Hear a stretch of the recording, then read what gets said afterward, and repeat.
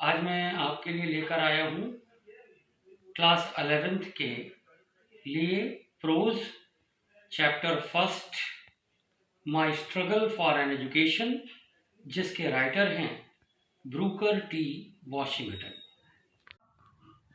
Chapter 1 my struggle for an education,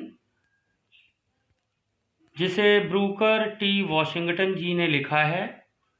हम लोग continue करेंगे आज पेज नंबर 8 पर लास्ट पैसेज से। द नेक्स्ट मॉर्निंग, अगले दिन सुबह, आई फाउंड माई सेल्फ, लेखक ने पाया अपने आप को, समवॉट रिफ्रेश्ड। जब बच्चों वो पूरी रात फुटपाथ पर सोया और सोने के बाद जब सुबह उसकी आँख खुली तो उसे थोड़ा सा आराम मिला, फिर जो शारीरिक थकान थी थोड़ा कम हुई। But I was extremely hungry, लेकिन लेखक बहुत बुरी तरह से भूखा था।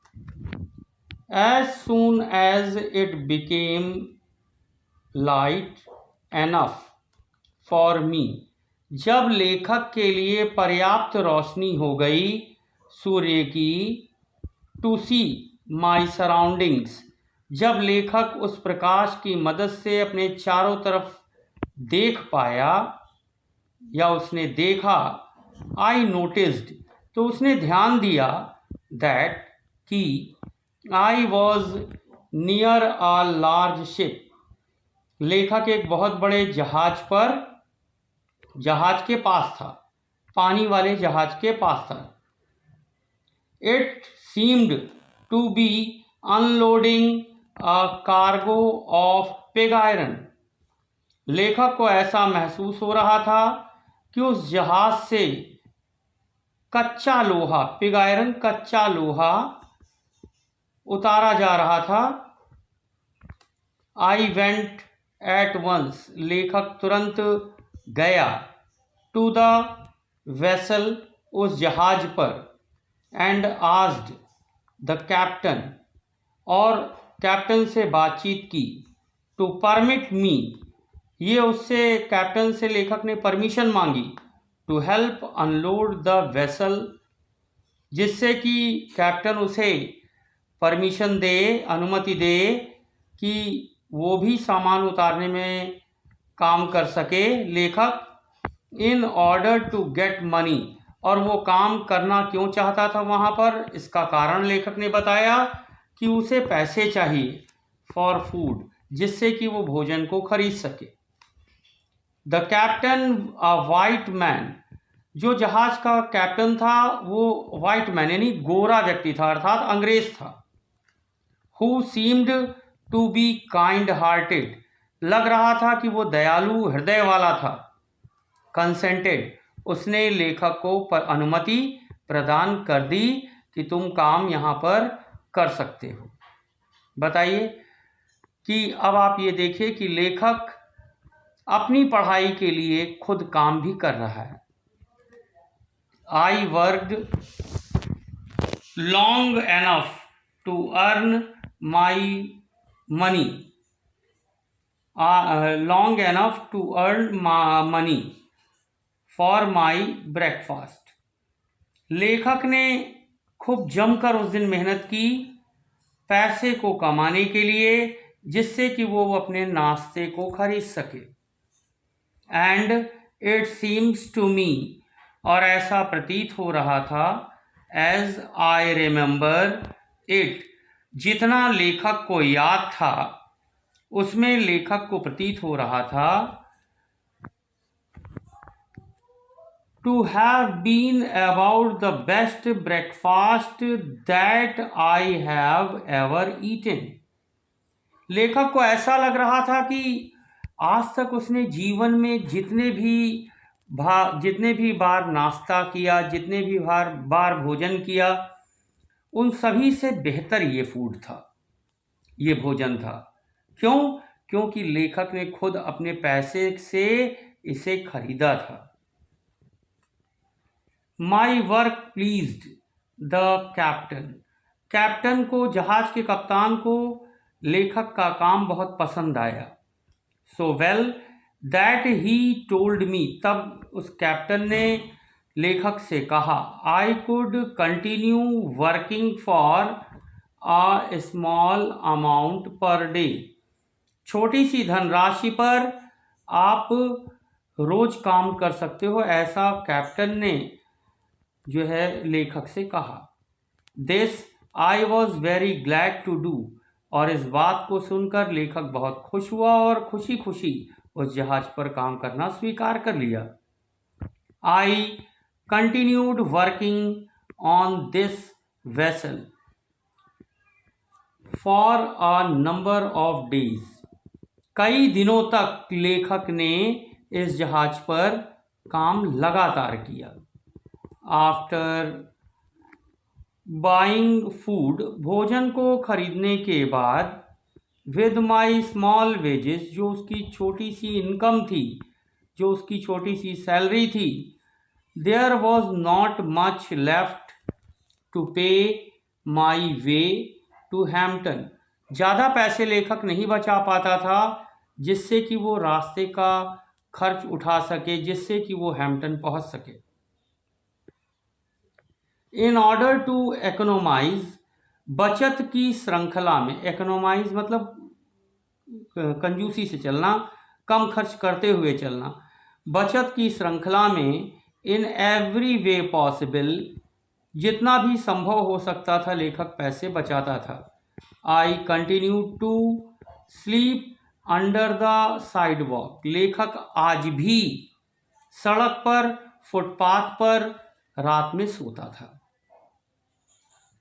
When I had saved enough money, जब लेखक के पास पर्याप्त पैसा हो गया, enough means पर्याप्त, पैसा बचा लिया उसने, with which to reach Hampton, जिसकी मदद से वो हैम्पटन पहुंच सके, I thanked the captain, लेखक ने कैप्टन को धन्यवाद दिया, of the vessel, जहाज के कप्तान को धन्यवाद दिया, for his kindness, उसकी दयालुता के लिए, एंड स्टार्टेड अगेन, और दोबारा अपनी यात्रा शुरू की। विदाउट एनी अनयूजुअल ऑकरेंस, बिना किसी परेशानी के, आई रीच्ड हैम्पटन, लेखक हैम्पटन पहुंचा, with a surplus of exactly 50 cents, और उसके पास वहां पर पहुंचने के बाद 50 सेंट की रकम बची रही। विद विच, जिसकी मदद से, टू बेगिन माई एजुकेशन, जिसकी मदद से वो अपनी शिक्षा को की शुरुआत करता। The first sight of the large 3 storey bricks school building, ये स्कूल की बिल्डिंग 3 मंजिली थी। 3 स्टोरी, 3 मंजिली थी, ब्रिक्स से बनी थी यानी ईंटों से बनी थी, लार्ज थी यानी बहुत बड़ी बिल्डिंग थी, और इसका पहला दृश्य जो था, ऐसा प्रतीत हो रहा था, सीम्ड, ऐसा प्रतीत हो रहा था, to have rewarded me for all that I had undergone in order to reach the place. लेखक को ऐसा लग रहा था कि उसने रास्ते में जितनी भी परेशानियों को उठाया, उन परेशानियों का लेखक को ये 3 मंजिली बिल्डिंग का जो दृश्य था वो इनाम स्वरूप समझ में आ रहा था। The sight of the seemed to give me new life, ये स्कूल की बिल्डिंग का दृश्य लेखक को नया जीवन प्रदान कर रहा था। न्यू लाइफ, नया जीवन पर प्रदान किया, जिससे लेखक तरोताज़ा हो गया। एज सून एज पॉसिबल, जितना जल्दी हो सका उतना, आफ्टर रीचिंग द ग्राउंड, जब वो ऑफ द हैम्पटन इंस्टीट्यूट, लेखक जब हैम्पटन इंस्टीट्यूट के ग्राउंड पर पहुंचा तो उसने क्या किया, आई प्रेजेंटेड माई सेल्फ, उसने सबसे पहले अपने आप को प्रस्तुत किया, बिफोर द हेड टीचर, अपने आप को प्रस्तुत किया प्रिंसिपल के सामने, for assignment, to a class, जिससे कि उसका किसी क्लास में एडमिशन हो सके। Having being so long without proper food, बहुत दिनों से लेखक को पर्याप्त मात्रा में भोजन नहीं मिल रहा था। अबात, कई दिनों से वो नहाया नहीं था। And a change of clothing, और वो कई दिनों से कपड़ों को नहीं बदला था। I did not of course make a very favourable impression upon her, तो लेखक ने ये महसूस किया कि वो प्रधानाध्यापिका के समक्ष अपना अच्छा प्रभाव नहीं डाल पाया था। I could see at once, लेखक ने एकाएक देखा, that there were doubts in her mind, कि उसके मन में कुछ संदेह था। About the wisdom of admitting me as a student, इस बात को लेकर संदेह था। वो सोच रही थी कि मैं इसे एक विद्यार्थी के रूप में इसको प्रवेश दूं या ना दूं। फॉर सम टाइम, कुछ समय के लिए, she did not refuse to admit me, ना तो उसने ये स्वीकार किया कि वो उसको एडमिशन देगी, neither did she decide in my favour, और ना ही लेखक के हित में उसने कोई निर्णय लिया। I continued to linger about her, लेखक हमेशा उत्सुक था कि किस तरीके से वो उसके ऊपर प्रभाव डाले, प्रधानाध्यापिका का ध्यान अपनी ओर कैसे खींचे। एंड टू इम्प्रेस हर, कैसे उसको प्रभावित करे। In all the ways I could with my worthiness in the mean time. अच्छा, तो in all the way I could with my worthiness, लेखक ने भरसक प्रयास किया, जितनी भी उसके पास योग्यता थी उसने अपनी पूरी योग्यता दिखा दी प्रिंसिपल को, प्रधानाध्यापिका को प्रभावित करने के लिए। इन द मीन टाइम, उसी बीच, आई सा हर, लेखक ने प्रधानाध्यापिका को देखा, एडमिटिंग अदर स्टूडेंट्स, कि उन्होंने दूसरे बच्चों का प्रवेश लिया। And that added greatly to my discomfort, और ये देखकर लेखक थोड़ा सा बेचैन हो गया। लेखक जो है बेचैन हुआ इसलिए कि दूसरे का एडमिशन हो रहा था और मैडम इसके ऊपर ध्यान नहीं दे रही थी। I felt deep down in my heart, लेखक का हृदय में निराशा भरती जा रही थी। That I could do as well as they, लेखक ये चाह रहा था कि उसे सिर्फ एक मौका मिलता, वो दिखा सकता।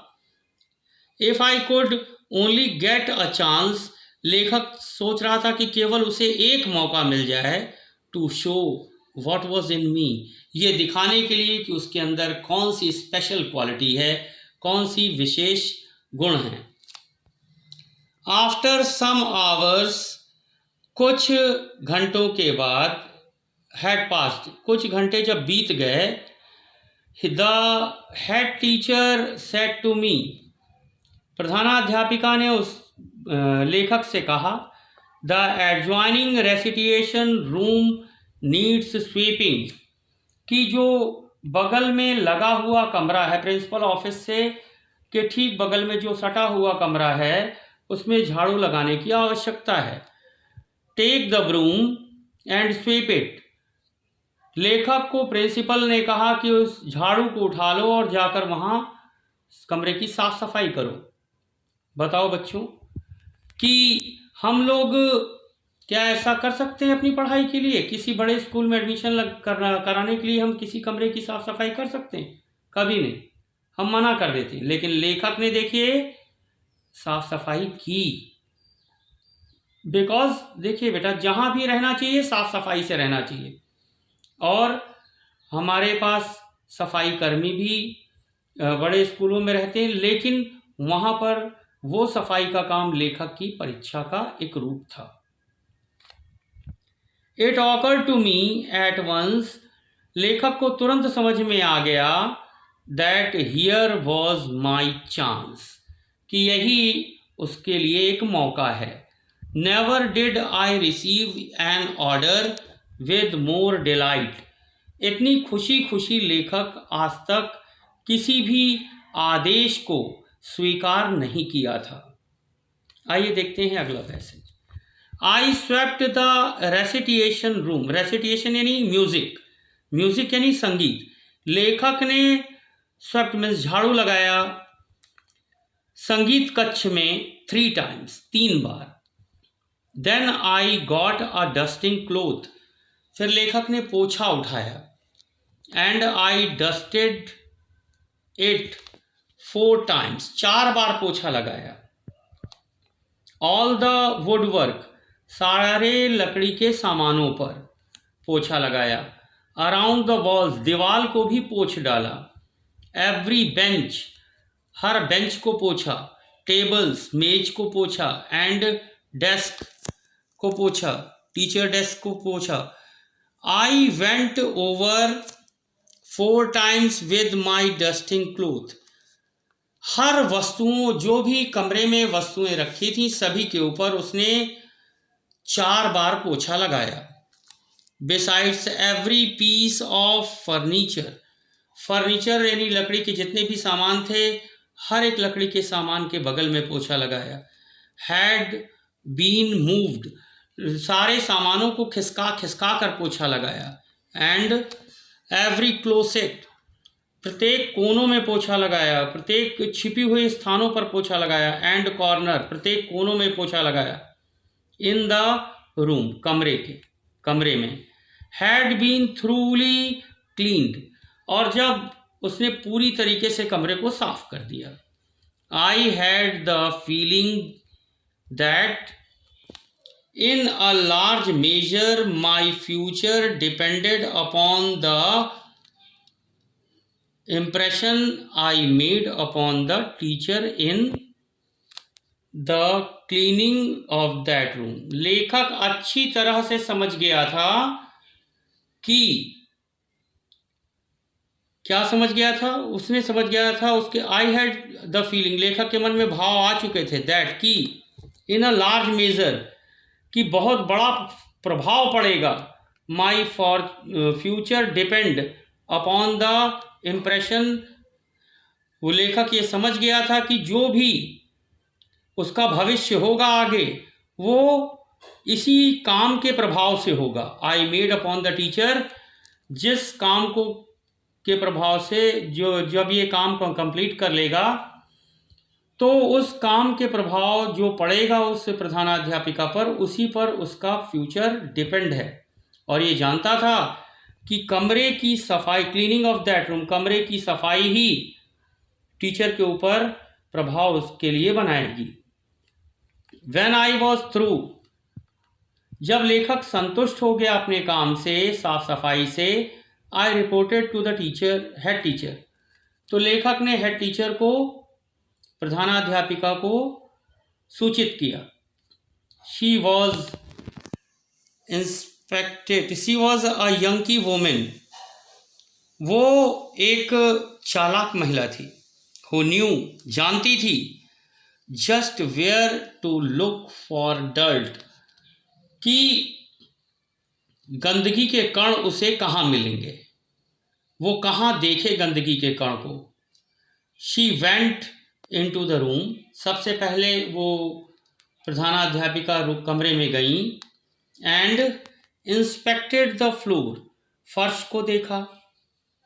एंड क्लोसेट, और छुपे हुए स्थानों को देखा। Then she took her handkerchief, तब उन्होंने अपना रुमाल लिया, हैंडकरचीफ मीन्स रुमाल। And rubbed it on the woodwork, लकड़ी के सामानों पर उसको रगड़ा रुमाल से। अबाउट द वॉल, दीवार पर रुमाल को रगड़ा। And over the table, table को, ओवर द टेबल, टेबल के ऊपर रगड़ा, एंड बेंचेस के ऊपर रुमाल को रगड़ा। When she was unable to find one bit of dirt, जब वो नहीं पाई, असक्षम रह गई धूल के कण को पाने में, ऑन द फ्लोर, फर्श पर, और a particle of dust on any of the furniture, धूल का एक भी कण किसी फर्नीचर पर ना मिला। शी क्वाइटली रिमार्क्ड, तो धीरे से उन्होंने कहा, कमेंट किया, बोला, क्या बोला? I guess you will do to enter this institution. प्रधानाध्यापिका ने कहा, मेरा अनुमान है कि तुम्हें इस संस्था में, इस कॉलेज में, इस स्कूल में प्रवेश दे दिया जाए। नेक्स्ट पेज पे आते हैं। I was one of the happiest soul on earth। इस बात को सुनकर लेखक ऐसा महसूस कर रहा था उस दिन कि मानो उस धरती पर उसके सिवा कोई भी व्यक्ति जो है इतना खुश नहीं है जितना कि लेखक था। The sweeping of that room was my college examination। संगीत कक्ष की सफाई उसकी प्रवेश परीक्षा थी। जैसे आप लोग अभी किसी स्कूल में एडमिशन लेने जाते हैं तो एंट्रेंस एग्ज़ाम देते हैं, प्रवेश परीक्षा देते हैं, उसी तरीके से कमरे की सफाई लेखक के लिए प्रवेश परीक्षा बन गई। I have passed several examinations since then। उस समय तक लेखक ने कई कार्य किए थे, कई कार्यों में सफलता प्राप्त की थी, कई परीक्षाओं को दिया था, उसमें भी सफलता प्राप्त की थी। बट लेकिन I have always felt that, लेखक हमेशा ये महसूस करता है कि this was the best one I ever passed. ये एक ऐसा परीक्षा था, ऐसा एग्जामिनेशन था जो सबसे अच्छा था जिसे लेखक ने अपने जीवन में पास किया, उसमें उत्तीर्ण हुआ। हाँ तो बच्चों, मुझे लग रहा है कि ये चैप्टर आपको अच्छी तरीके से समझ में आ गया है। नहीं समझ में आया तो वीडियो को दोबारा फिर से आप एक बार देख सकते हैं, और वीडियो को लाइक करें, शेयर करें, सब्सक्राइब करें। साथ ही साथ एक बात और कहना चाहूँगा कि जिस तरीके से लेखक ने अपनी पढ़ाई के लिए इतनी मेहनत की, इतना कष्ट सहा, तो उसका बेटा आप लोग अगर 10% भी अपने जीवन में उतारते हैं तो निसंदेह आप सफल होंगे। Thank you.